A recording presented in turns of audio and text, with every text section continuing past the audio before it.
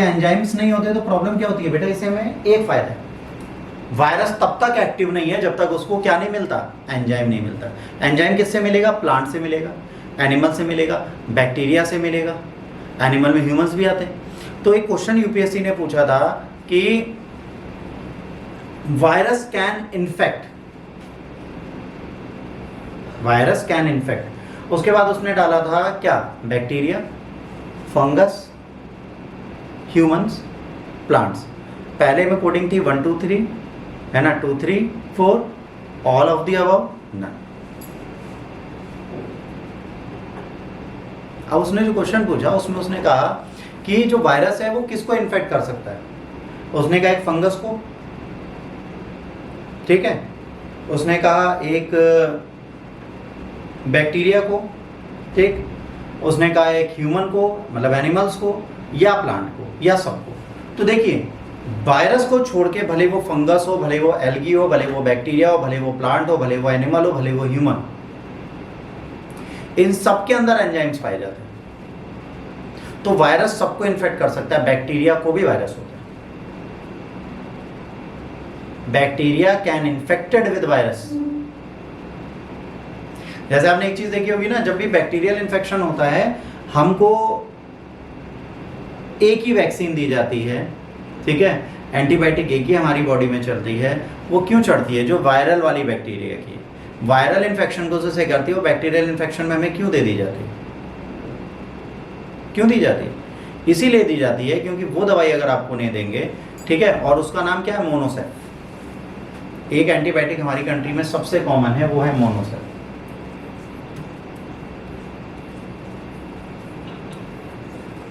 आपको टाइफाइड हो जाएगा यही चढ़ेगी, डेंगू हो जाएगा यही चढ़ेगी, पीलिया होगा यही चढ़ेगी, टाइफाइड होगा यही चढ़ेगी, बुखार होगा यही चढ़ेगी। हमारी कंट्री में एक ही है मोनोसेफ जो एंटीबायोटिक है, ये सबसे ज़्यादा चढ़ाई जाती है। हर ह्यूमन बीइंग में सबसे ज़्यादा यूज होने वाली यही दवा। तो क्यों चढ़ाई जा रही है? क्योंकि बैक्टीरिया भी इन्फेक्टेड हो सकता है, ठीक। तो जब इसका क्वेश्चन आएगा तो क्या है? अब एंजाइम्स हैं, ये है पेन मेरे हाथ में, ठीक, इसमें यहाँ पर एक बैक्टीरिया बैठा है, एक वायरस बैठा है, इस पे लेयर पे एक वायरस बैठा है, मैंने ज़मीन पे रखा, ज़मीन पे अभी गिरा पेन, मैंने उठाया, पैरों से किसी के वायरस आया हो, मेरे पैरों पे कोई दिक्कत है। याद करिए घर पे माँ बाप कहते हैं बेटा बाहर से आओ तो अपने पैर धो के बिस्तर पे जाओ। क्यों कहते हैं पता है? क्योंकि जब रोड पे आप जूते चप्पल पहन के चल रहे हो, नंगे पैर चल रहे हो, तो आपकी पैरों में बहुत सारे वायरस लगे, और अब वैसे ही घर में घुसे और तुरंत भक्क से बिस्तर पे बैठ गए, तो आपने उस पूरे बिस्तर पे जिस पे आप मुंह रख के सोएंगे उस पे अपने वायरस फैला दिए। अब आप सो रहे हो, आपने मुंह खोला, सांस ली, वायरस अंदर चला गया, एंजाइम मिल गया, आप इन्फेक्टेड हो गए। आपने देखा होगा आपके घर पे कभी कभार एक कमरे में ज़्यादा लोग बीमार पड़ते हैं कि सारे रूम अच्छे हैं पर बेडरूम में जाते हैं तो हमें जुकाम हो जाता है, हमें खांसी हो जाती है, हमें तबीयत खराब हो जाती है। क्यों? क्योंकि वो जगह जो है वो इन्फेक्टेड है। फिर हमारे घर की एक प्रथा आपने सुनी होगी, जब धूप अच्छी निकलती है तो हम लोग बिस्तर को धूप दिखा देते हैं, चद्दर गद्दे सबको धूप क्यों दिखाते हैं? क्योंकि उस पर जो वायरस हैं वो खत्म हो जाए।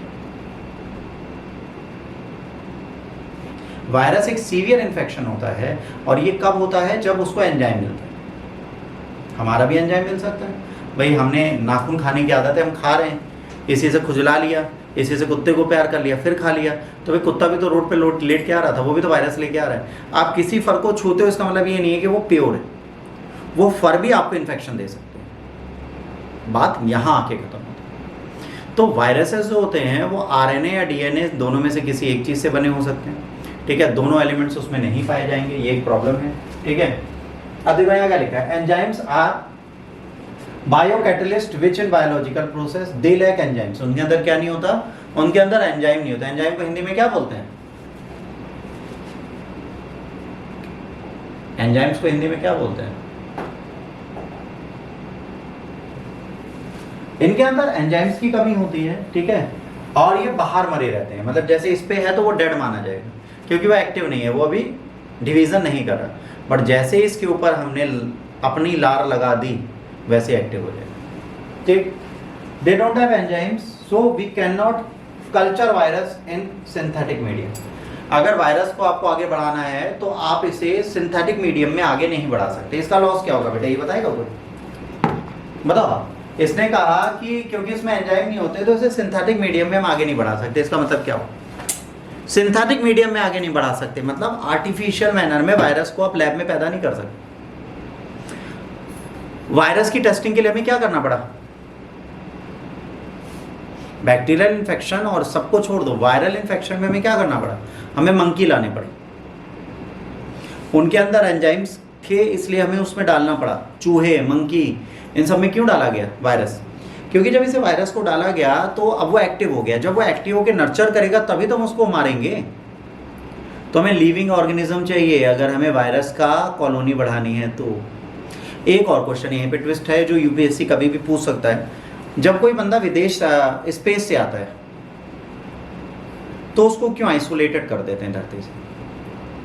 आती पहले उस पर सैनिटाइजर की बौछार करते हैं, फिर उसको कैप्सूल में ले जाके कमरे में 1 महीने के लिए आइसोलेट करते हैं, उसकी बॉडी के बिहेवियर को देखते हैं, फिर उसको बाहर निकालते हैं। ऐसा क्यों? बोलो, उसको क्यों आइसोलेट करना पड़ता है? उसको बच्चों में इसलिए आइसोलेट करना पड़ता है क्योंकि स्पेस में भी वायरस हो सकते हैं और वो भी इनएक्टिव हो सकते हैं, उसकी बॉडी पे चिपके हो सकते हैं। धरती पे आ गए वो वायरस और वो बिल्कुल अननोन हुए हमारे लिए, तो ह्यूमन काइंड खत्म हो जाएगी।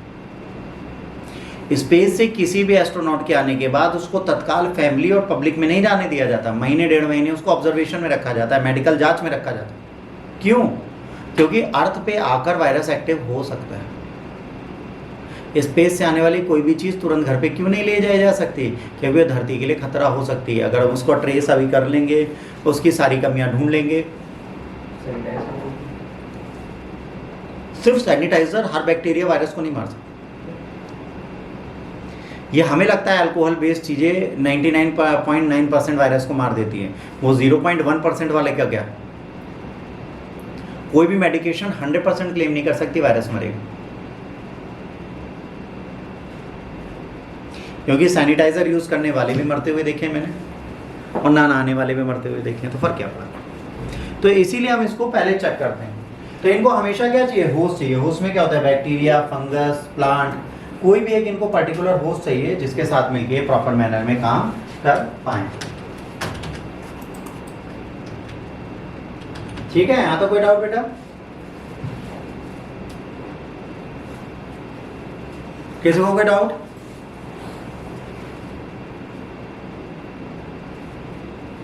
बोलो जल्दी।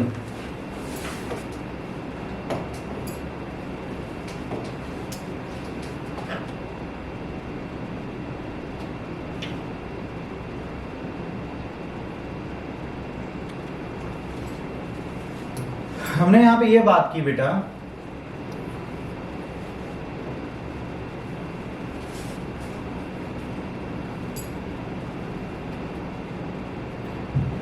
हमने यहाँ पर ये बात की बेटा कि जो बैक्टीरिया होता है, ये जो पर्टिकुलर बैक्टीरिया होता है, ठीक है, ये अलग ट्रेट्स रखता है और जो वायरस होता है ये अलग ट्रेट्स रखता है। और कभी कभार क्या होता है कि हम मेडिकल स्टोर से दवा ले लेते हैं। हम क्या करते हैं? हम सीधे मेडिकल स्टोर जाते हैं और वहाँ से दवा ले लेते हैं। क्यों? हमें जुकाम हुआ, हमने कहा सर हमें दवा दे दीजिए। सामने वाले ने आपको दवा दे दी, आपने खा ली। सामने वाले ने आपको दवा दी, आपने खा ली। पर क्या जानते हैं जो बैक्टीरियल इन्फेक्शन की दवा है वो वायरल इन्फेक्शन में काम नहीं आती है। जो वायरल इन्फेक्शन की दवा है वो बैक्टीरियल इन्फेक्शन में नहीं खाई जाती। अब आपको उसने क्या किया? उसने कहा बैक्टीरियल इन्फेक्शन है आपको, अब वायरल इन्फेक्शन की दवा खा रहे हैं, तो आपकी बॉडी हील होगी? नहीं होगी। उल्टा आपका बैक्टीरिया उन दवाइयों के लिए इम्यून होता चला जाएगा। तो एक पर्टिकुलर ऐसा टाइम आएगा जब आप उन दवाइयों का काम ही नहीं ले पाओगे अपनी बॉडी में, आपकी बॉडी आपका साथ देगी नहीं। फिर आप क्या करोगे? फिर आप नीचे को गिरोगे, आपकी हेल्थ डाउन होती चली जाएगी और एक टाइम ऐसा आएगा जब आपकी डेथ हो जाएगी। ठीक, तो पहले बैक्टीरिया और वायरस के ट्रेट्स को सबने समझा। इन्होंने कहा कि पहले हम इसके ट्रेट्स समझ लेते हैं कि शायद हमें इनके ट्रेड्स समझ में आ जाए। जब इनके ट्रेड्स हमें समझ में आ जाएंगे तब हम इस चीज़ को प्रॉपर मैनर में समझ भी पाएंगे और लोगों को समझा भी पाएंगे। हमने क्या कोशिश की? हमने कोशिश की इसके पर्टिकुलर ट्रेड्स को समझने की। तो इस ट्रेड्स को समझते समय